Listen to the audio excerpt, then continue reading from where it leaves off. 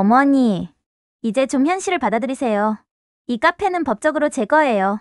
믿고 맡기셨으면 그게 제 거죠. 아셨어요? 지은아, 제발. 안녕하세요. 달빛 시니어에 오신 것을 환영합니다. 퇴직 후 평생 꾸미던 북카페를 열었지만 믿었던 며느리에게 모든 걸 빼앗기게 된 68세 이정화의 이야기를 지금부터 들려드리도록 하겠습니다. 이정화는 오늘도 오전 6시에 눈을 떴습니다. 40년간 몸에 밴 습관이었지요. 창밖으로 가을 햇살이 비스듬히 들어오고 먼지가 빗속에서 천천히 떠다니는 모습이 보였습니다. 그녀는 잠시 그 풍경을 바라보다가 조용히 이불을 걷어냈습니다. 이제는 학교에 갈 필요가 없는데. 혼잣말처럼 중얼거렸지만 목소리엔 아쉬움보다는 안도가 묻어났습니다. 퇴직한 지 3달째. 그녀는 여전히 적응 중이었습니다. 정화는 욕실 거울 앞에 섰습니다. 68세의 얼굴이 그곳에 있었습니다. 눈가에 주름 회색빛 섞인 짧은 머리, 그리고 여전히 또렷한 눈빛. 그녀는 거울 속 자신에게 작게 고개를 끄덕였습니다. 이제 시작이야. 도심 외곽의 작은 건물 1층. 정화는 그곳을 처음 봤을 때의 감정을 아직도 기억했습니다. 낡았지만 단단한 벽돌 건물이었고 큰 유리창이 햇빛을 환하게 받아들였습니다. 건물주는 오래 비어있던 공간이라며 흔쾌히 임대를 승낙했습니다. 선생님, 여기 딱 좋으시겠네요. 조용하고. 내 마음에 듭니다. 그녀는 짧게 대답하고 계약서에 서명했습니다. 그날부터 카페를 준비하기 시작했지요. 북카페. 책과 커피가 함께하는 공간. 정화가 평생 꿈꿔온 곳이었습니다. 교직 생활 동안 모은 퇴직금 일부를 여기 쏟아부었습니다. 망설임은 없었습니다. 남은 인생을 아무렇게나 보내고 싶지 않았으니까요. 개업 준비는 생각보다 고됐습니다. 인테리어부터 책 선정, 커피 메뉴 구성까지 모든 것을 혼자 해야 했습니다. 정화는 공책에 빼곡히 메모하며 하루하루를 보냈습니다. 가끔 허리가 쑤시고 무릎이 아팠지만 그녀는 멈추지 않았습니다. 엄마 혼자 이거 다 하시려고요? 어느 날 민수가 찾아왔습니다. 40대 초반의 그는 여전히 정화에게 아들이었습니다. 다정하고 말수적은 성격. 정화는 아들의 얼굴을 보자 조금 안심이 됐습니다. 괜찮아, 천천히 하면 돼. 그래도 힘드실 텐데 제가 좀 도와드릴게요. 민수는 그날부터 주말마다 와서 선반을 조립하고 페인트 칠을 도왔습니다. 말은 많지 않았지만 손은 부지런했습니다. 정화는 아들의 뒷모습을 보며 작게 미소 지었습니다. 그리고 며느리 윤지은이 함께 오기 시작했습니다. 35세의 지은은 민수와는 달랐습니다. 활발하고 목소리가 컸으며 SNS 사진을 찍는데 익숙했습니다. 카페 곳곳을 돌아다니며 스마트폰을 들고 각도를 맞췄습니다. 어머니, 여기 조명 이쪽으로 바꾸면 훨씬 예쁠 것 같아요. 그래? 그럼 그렇게 해볼까? 그리고 메뉴판도 좀 더 감각적으로 만들어야 해요. 요즘 사람들은 비주얼도 중요하거든요. 지은은 자신감이 넘쳤습니다. 정화는 그 모습이 낯설었지만 나쁘지 않다고 생각했습니다. 젊은 감각이 필요한 시대니까요. 지은이가 도와주니까 든든하네. 당연하죠, 가족이잖아요. 지은은 환하게 웃었습니다. 정화는 그 미소를 보며 고개를 끄덕였습니다. 개업일이 다가왔습니다. 카페 이름은 정화서재로 정했습니다. 소박하지만 정직한 이름이었습니다. 간판은 목재로 직접 제작했고 서체는 손글씨처럼 부드럽게 새겼습니다. 정화는 간판을 올려다보며 한참을 서 있었습니다. 드디어 여기까지 왔구나. 40년간 교단에 섰던 그녀는 이제 카페 주인이었습니다. 분필가루 대신 커피 향이, 학생들 목소리 대신 책장 넘기는 소리가 있는 곳. 그녀의 두 번째 인생이 시작되는 곳이었습니다. 개업 당일 손님은 많지 않았습니다. 하지만 정화는 괜찮았습니다. 천천히 알려지면 되니까요. 그녀는 카운터 뒤에 서서 조용히 커피를 내렸습니다. 원두향이 공간을 채웠고 햇살이 책등을 비쳤습니다. 좋아, 이 정도면 충분해. 그러나 정화는 아직 몰랐습니다. 가족이 함께한다는 것이 어떤 의미인지, 신뢰가 무너지는 순간이 얼마나 조용히 다가오는지, 그리고 자신이 쌓아 올린 모든 것이 어떻게 사라질 수 있는지. 며칠 후 지은은 조심스럽게 말을 꺼냈습니다. 어머니 사업자명의 말인데요. 정화는 커피 잔을 닦던 손을 멈췄습니다. 지은의 표정은 여전히 밝았습니다. 제 이름으로 바꾸면 세금 처리가 훨씬 간단해져요. 제가 요즘 격리 일도 맡고 있으니까 그게 더 효율적일 것 같아서요. 명의를? 네, 걱정 마세요. 어차피 가족인데요, 뭐. 정화는 잠시 망설였습니다. 하지만 며느리의 자신감 어린 미소와 옆에서 아무 말 없이 고개를 끄덕이는 민수를 보자 의심이 사라졌습니다. 그래, 그럼 그렇게 하자. 고마워요, 어머니. 제가 잘할게요. 그날 정화는 서류에 서명했습니다. 그리고 그 순간부터 무언가가 조용히 비틀리기 시작했습니다. 밤이 되었습니다. 정화는 혼자 카페에 남아 불을 끄고 문을 잠갔습니다.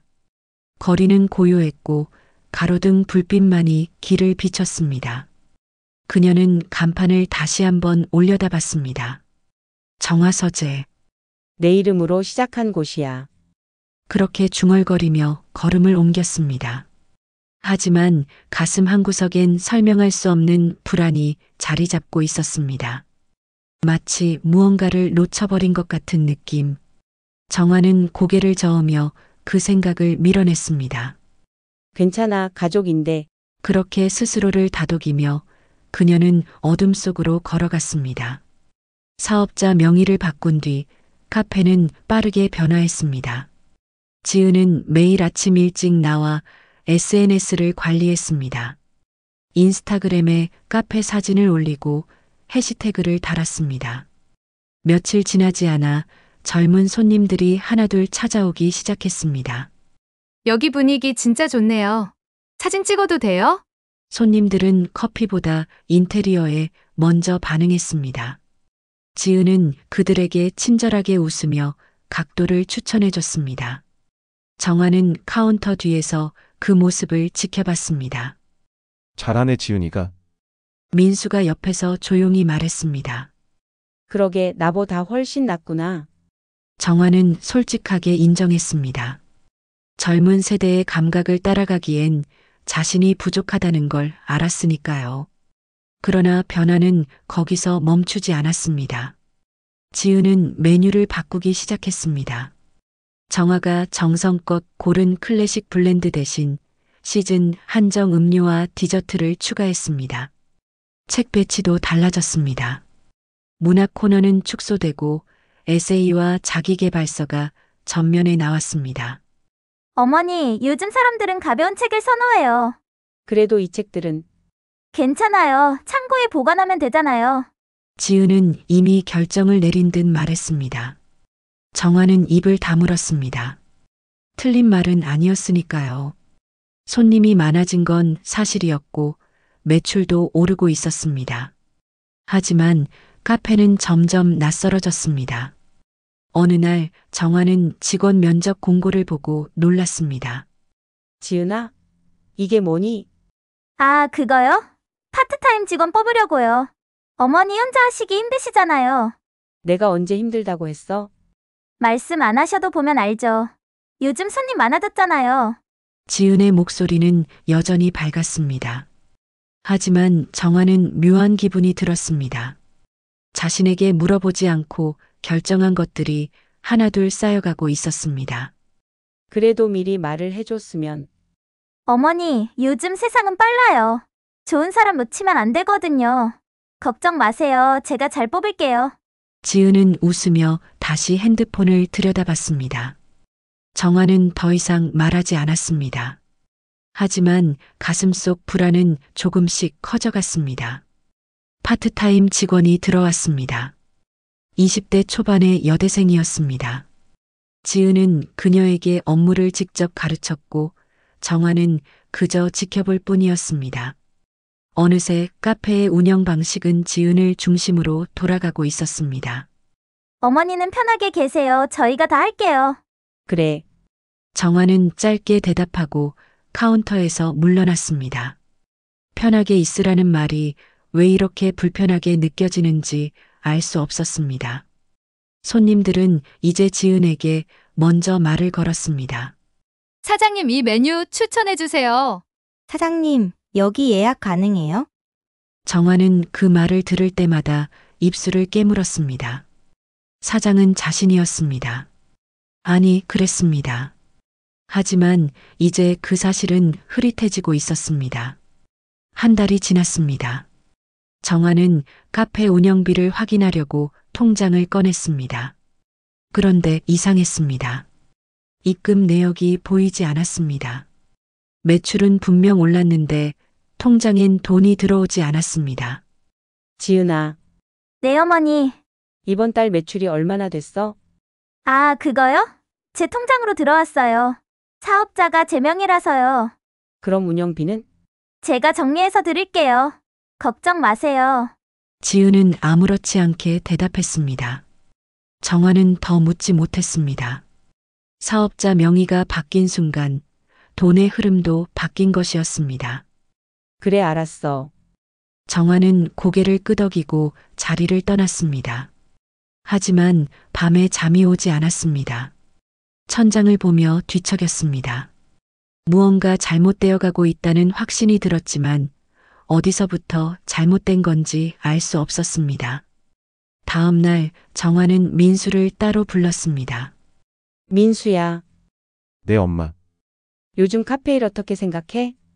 민수는 잠시 망설였습니다. 그는 항상 그랬습니다. 말보다 침묵이 먼저 나오는 사람. 괜찮은 것 같은데요. 지은이가 잘하잖아요. 그런데 엄마에게 물어보지도 않고 결정하는 일이 많아졌어. 그건 지은이가 원래 일 처리가 빠른 편이라서요. 나쁜 뜻은 아닐 거예요. 민수는 아내를 감쌌습니다. 정화는 아들의 표정을 찬찬히 들여다봤습니다. 불안한 눈빛이 어렴풋이 보였지만 그는 애써 외면하고 있었습니다. 민수야, 너도 뭔가 이상하다고 느끼는 거 아니니? 엄마. 가족끼리 너무 예민하게 생각하지 마세요. 가족이라서 더 조심해야 하는 거 아닐까? 민수는 대답하지 않았습니다. 정화는 더 이상 말하지 않았습니다. 아들도 이미 알고 있을 것입니다. 다만 인정하고 싶지 않을 뿐. 그날 저녁 정화는 카페 서류를 다시 꺼내봤습니다. 사업자 등록증. 거기엔 대표 윤지은이라는 이름이 선명히 박혀 있었습니다. 정화의 이름은 어디에도 없었습니다. 그녀는 손가락으로 그 글자를 천천히 짚었습니다. 내가 뭘 한 거지? 혼잣말이 작게 흘러나왔습니다. 40년간 교직에 있으면서 수많은 학생들을 가르쳤던 그녀였습니다. 그런 그녀가 가장 기본적인 것을 놓쳤습니다. 신뢰와 서류는 다르다는 것을. 정화는 서류를 접어넣고 눈을 감았습니다. 머릿속이 복잡했습니다.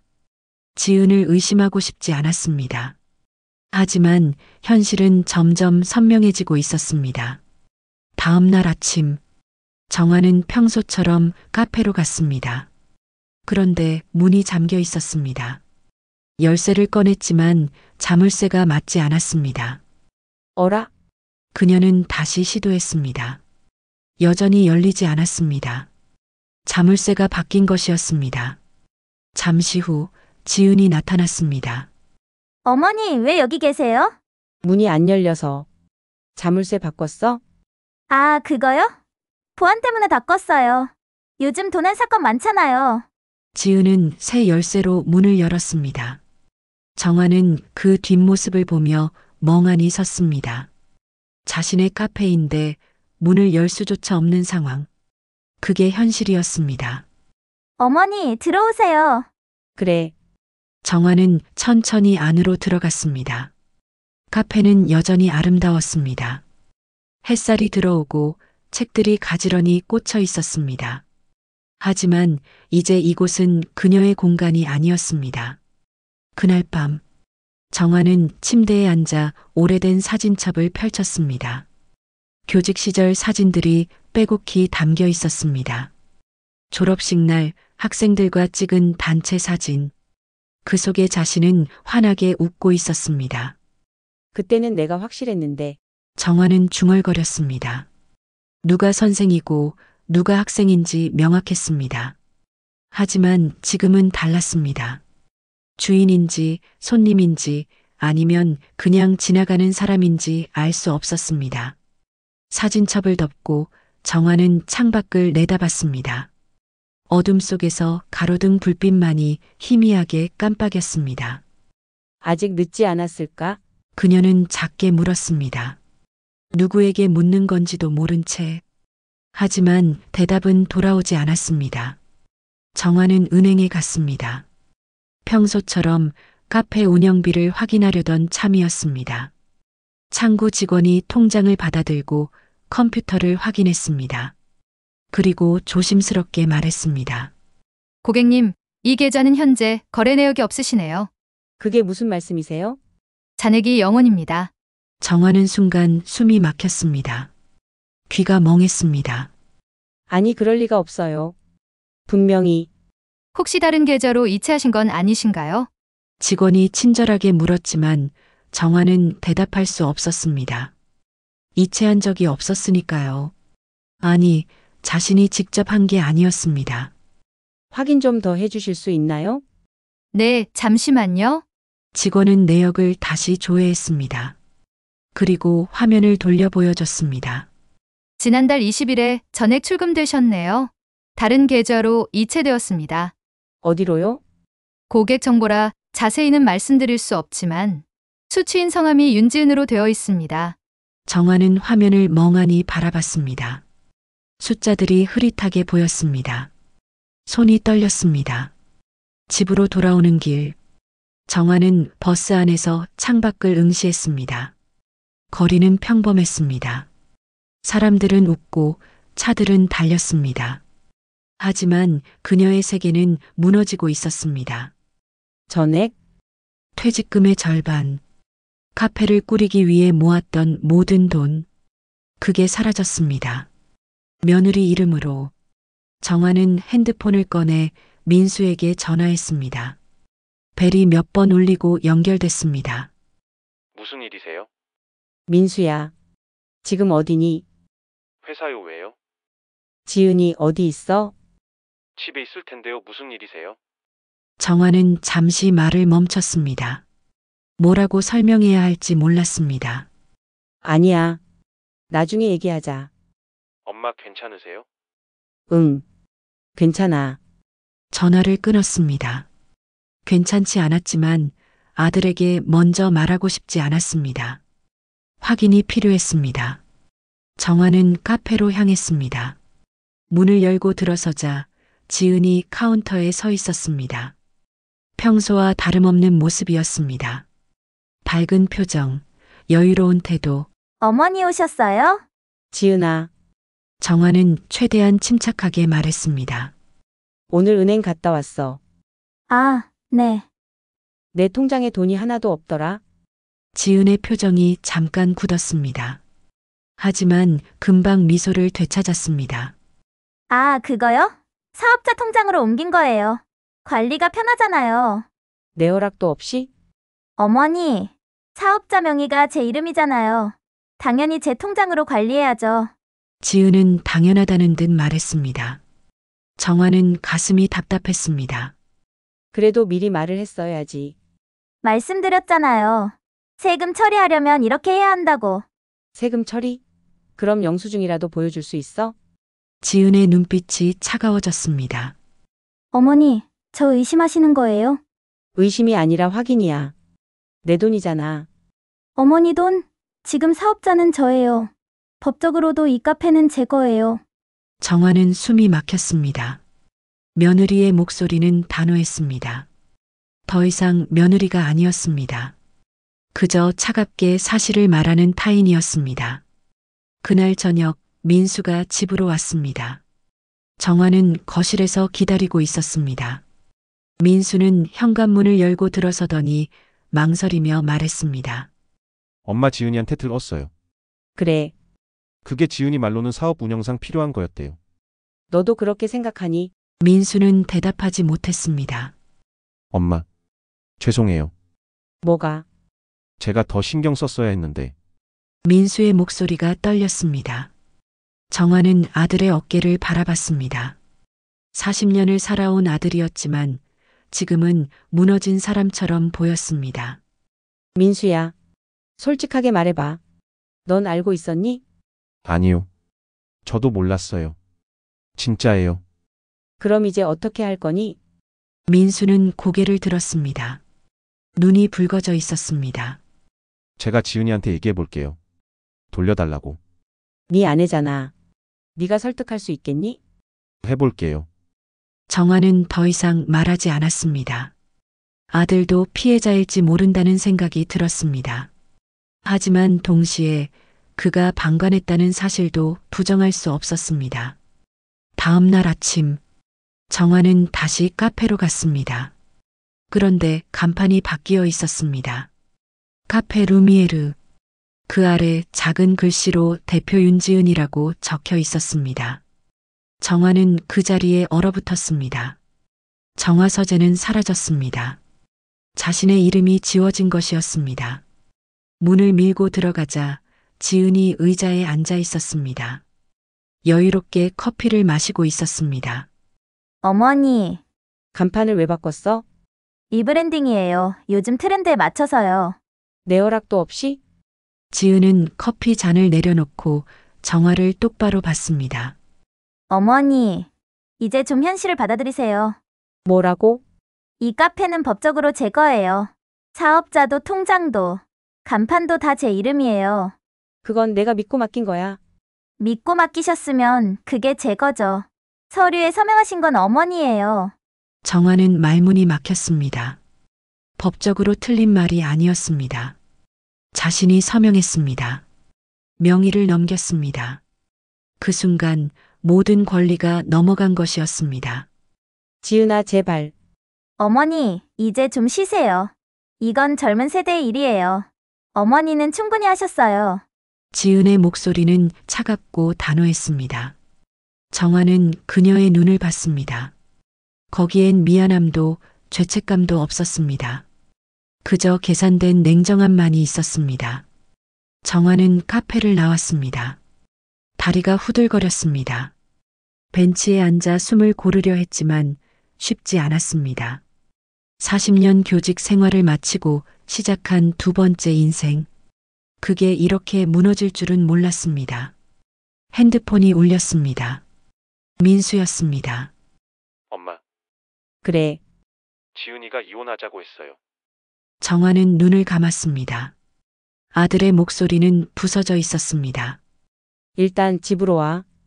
엄마, 죄송해요. 제가 잘못했어요. 괜찮아. 천천히 얘기하자. 전화를 끊고 정화는 하늘을 올려다봤습니다. 구름 한 점 없이 맑았습니다. 아이러니했습니다. 이렇게 무너지는 날에 날씨는 이토록 화창했습니다. 그날 저녁, 정화는 오래된 명함 상자를 꺼냈습니다. 교직 시절 받았던 명함들이 가득했습니다. 그 중 하나를 꺼냈습니다. 박소연 변호사, 전직 제자였습니다. 20년 전 졸업한 학생, 가끔 연락을 주고받았습니다.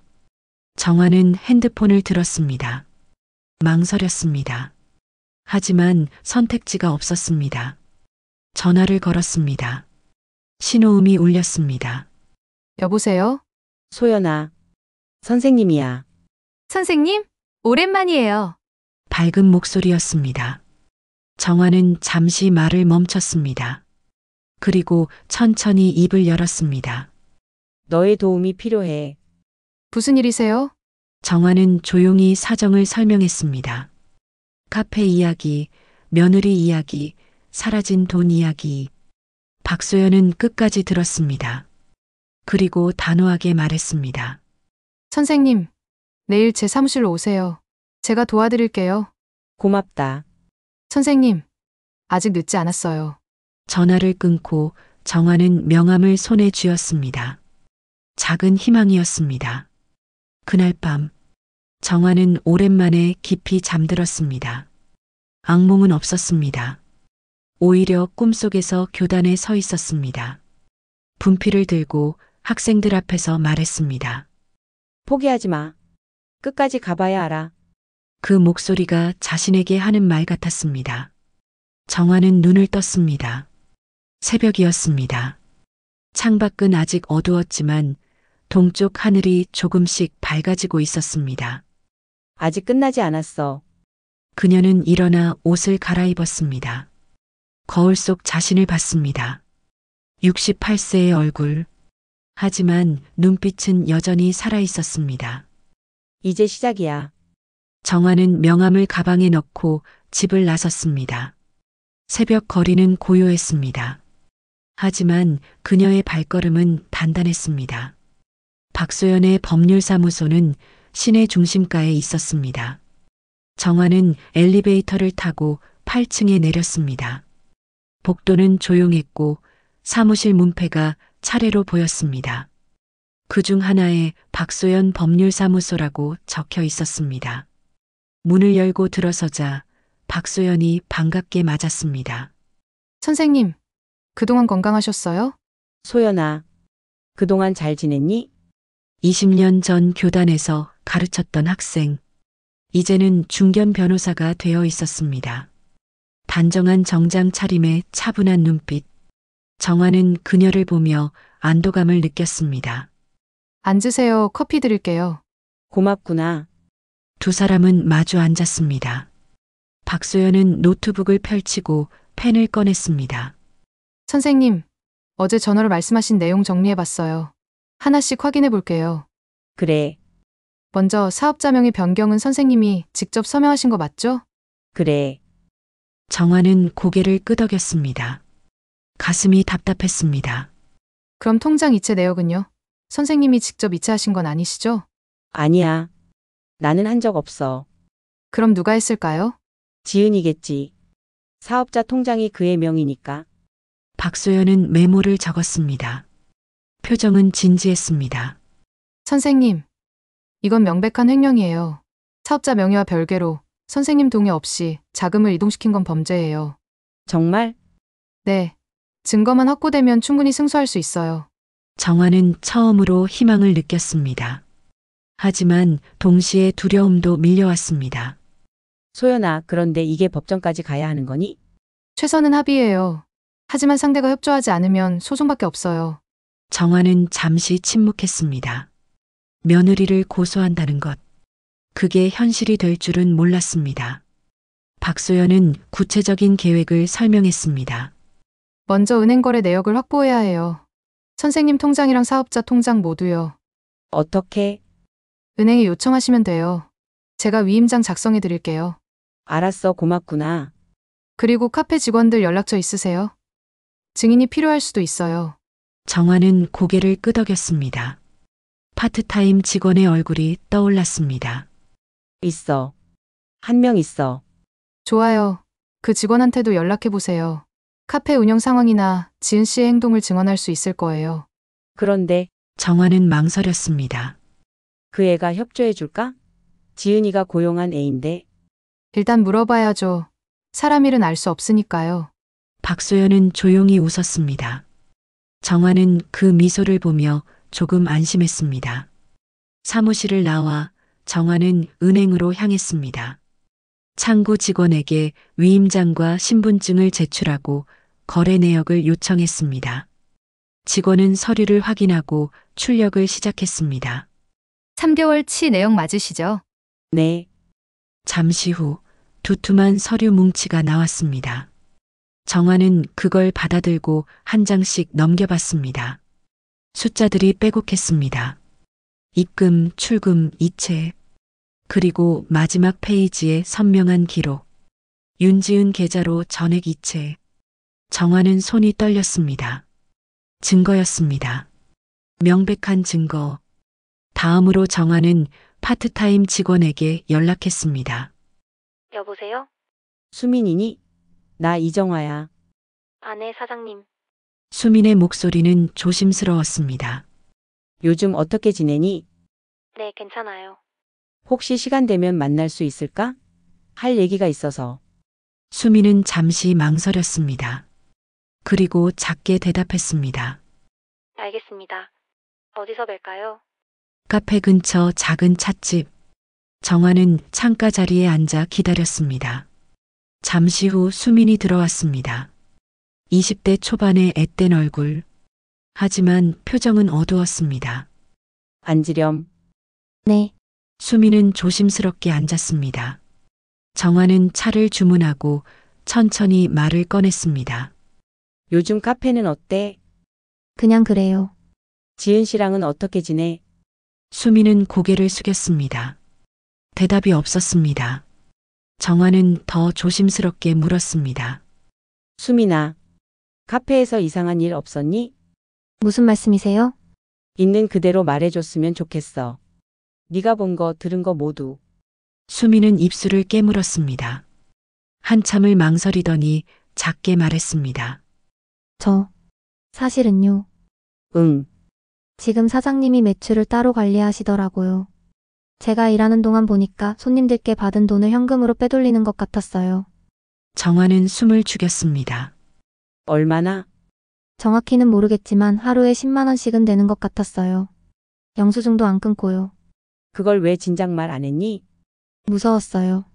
지금 사장님이 아시면 저 잘릴 것 같아서요. 수민의 목소리가 떨렸습니다. 정화는 그녀의 손을 잡았습니다. 괜찮아. 네 잘못이 아니야. 사장님, 수민아, 혹시 그 사실을 증언해 줄 수 있겠니? 법적으로. 수민은 눈을 크게 떴습니다. 두려움이 역력했습니다.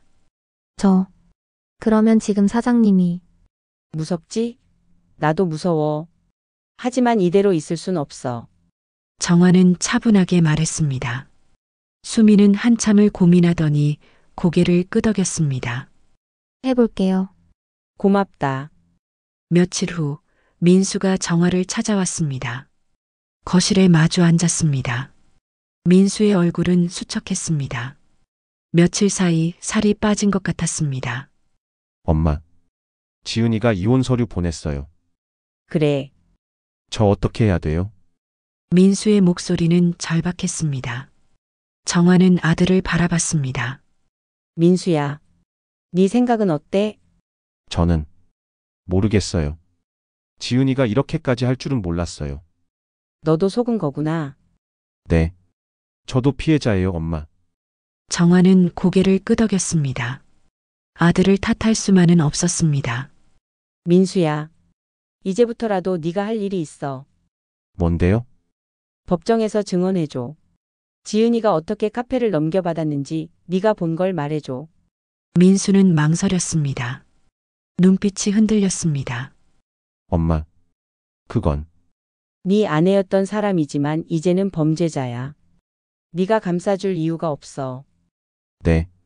민수는 고개를 숙였습니다. 정화는 아들의 어깨를 가볍게 두드렸습니다. 박소연에게 다시 연락했습니다. 선생님, 증거 확보 잘하셨어요? 응. 그래. 은행 내역이랑 직원 증언 확보했어. 좋아요. 그럼 이제 내용 증명 보낼게요. 그게 뭐니? 법적으로 경고하는 거예요. 지은 씨한테 반환 요구하고 응하지 않으면 소송한다고요. 그럼 지은이가 돌려줄까? 글쎄요. 가능성은 낮아요. 하지만 절차상 필요해요. 알았어. 박소연은 며칠 안에 내용 증명을 발송했습니다. 정화는 집에서 답장을 기다렸습니다. 하지만 일주일이 지나도 아무 연락이 없었습니다. 어느 날 저녁, 정화는 우연히 카페 앞을 지나갔습니다. 카페 루미에르 간판이 여전히 빛나고 있었습니다. 안을 들여다보니 손님들이 가득했습니다. 지은이 카운터에서 웃으며 주문을 받고 있었습니다. 정화는 그 모습을 보며 주먹을 쥐었습니다.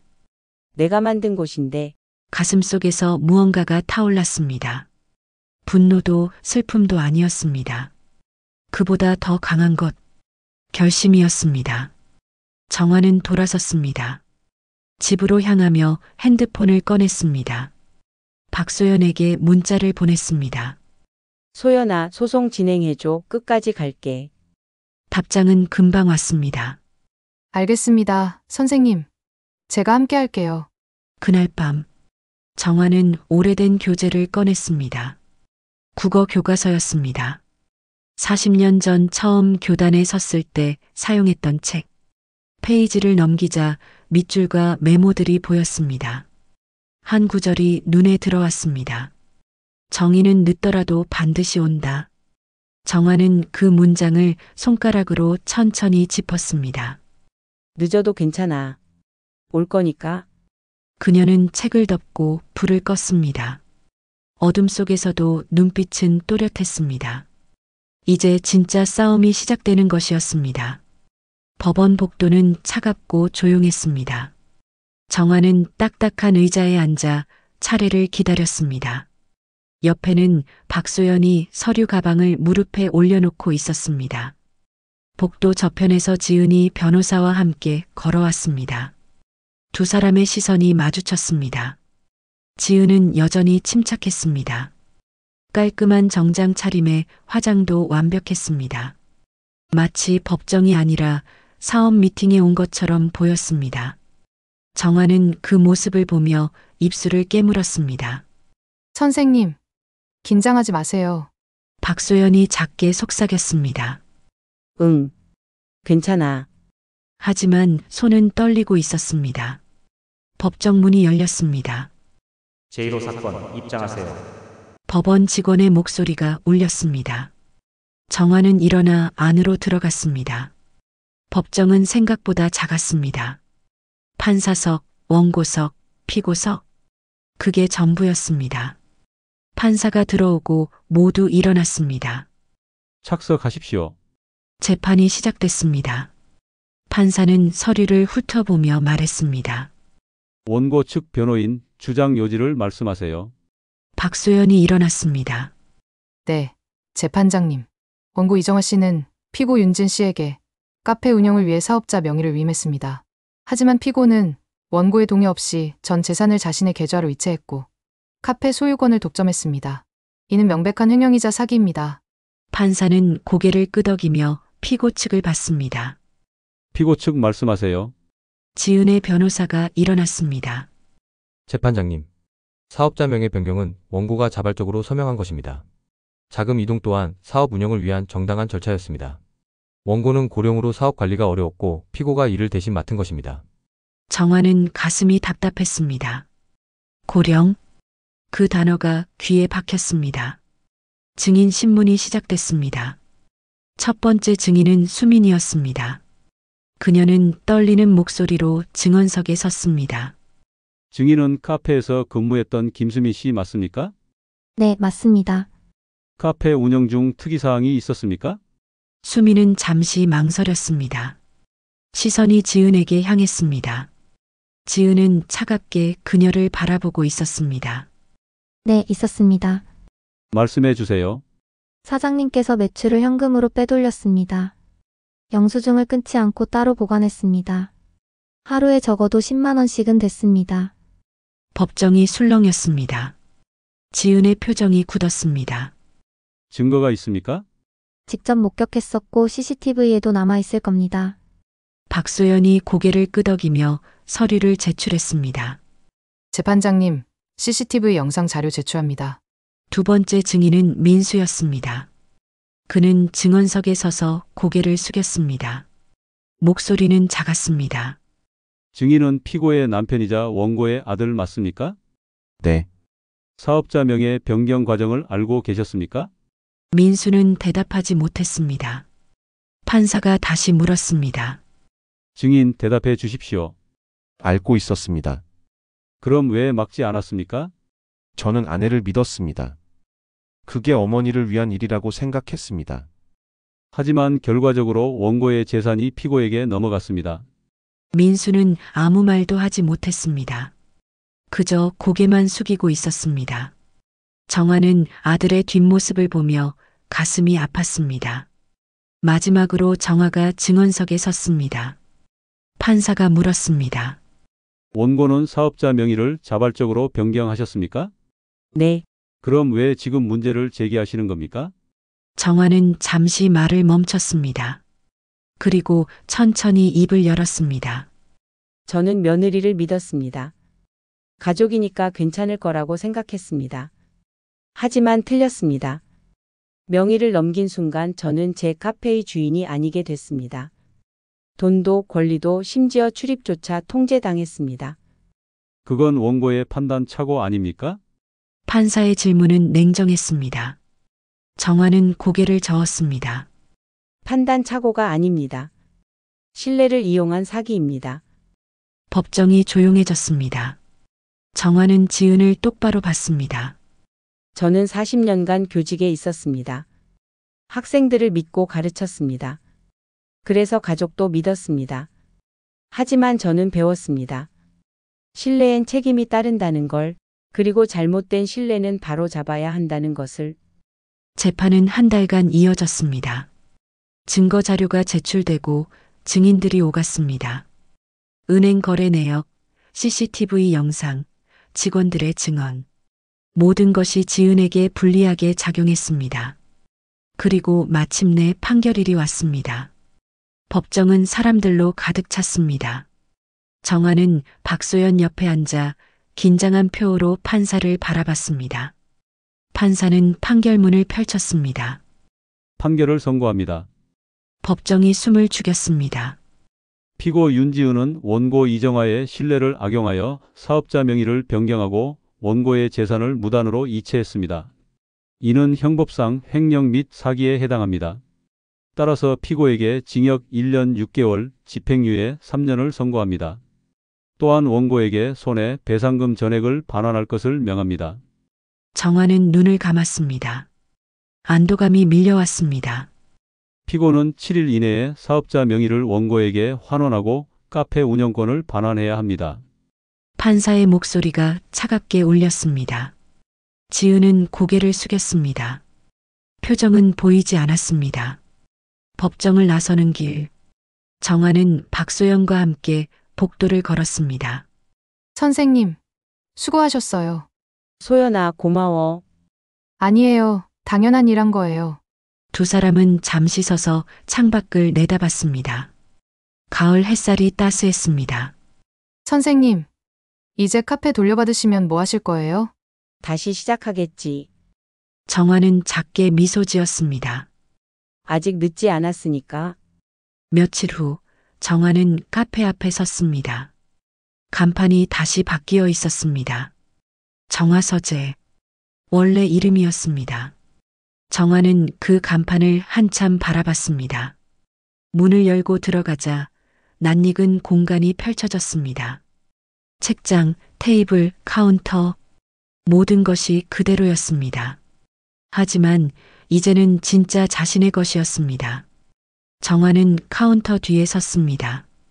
커피 머신을 켜고 원두를 갈았습니다. 익숙한 향이 공간을 채웠습니다. 좋아. 이제 시작이야. 개업 첫날. 손님은 많지 않았습니다. 하지만 정화는 괜찮았습니다. 천천히 알려지면 되니까요.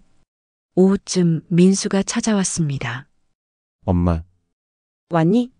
민수는 조심스럽게 들어와 앉았습니다. 표정이 어두웠습니다. 엄마 죄송해요.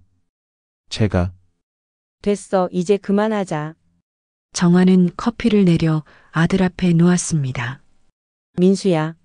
너도 피해자였어. 나도 알아. 고맙습니다. 앞으로 어떻게 할 거니? 다시 시작하려고요. 엄마처럼. 정화는 아들을 바라봤습니다. 40대 중반의 얼굴. 하지만 눈빛엔 새로운 결심이 보였습니다. 그래. 천천히 가자. 그날 저녁. 손님들이 모두 떠나고 정화는 혼자 카페를 정리했습니다. 테이블을 닦고 책을 정리하고 바닥을 쓸었습니다. 창밖으로 노을이 보였습니다. 붉고 따스한 빛이 카페 안을 물들였습니다. 정화는 잠시 멈춰서서 그 풍경을 바라봤습니다. 배운 건 분필가루였지만 잃은 걸 되찾은 건 경험이었구나. 혼잣말처럼 중얼거렸습니다. 그리고 다시 빗자루를 들었습니다. 밤이 되었습니다. 정화는 카페 문을 잠그고 간판 불을 껐습니다. 정화서재라는 글씨가 어둠 속에서 천천히 사라졌습니다. 그녀는 한참 그 자리에 서 있었습니다. 그리고 작게 웃었습니다. 이제 이곳은 진짜 내 이름으로 연다. 정화는 돌아서서 걸어갔습니다. 발걸음은 가벼웠습니다. 가을밤 거리는 고요했고 바람은 차가웠지만 그녀의 마음은 따뜻했습니다. 68세의 두 번째 인생. 그건 이제 막 시작된 것이었습니다.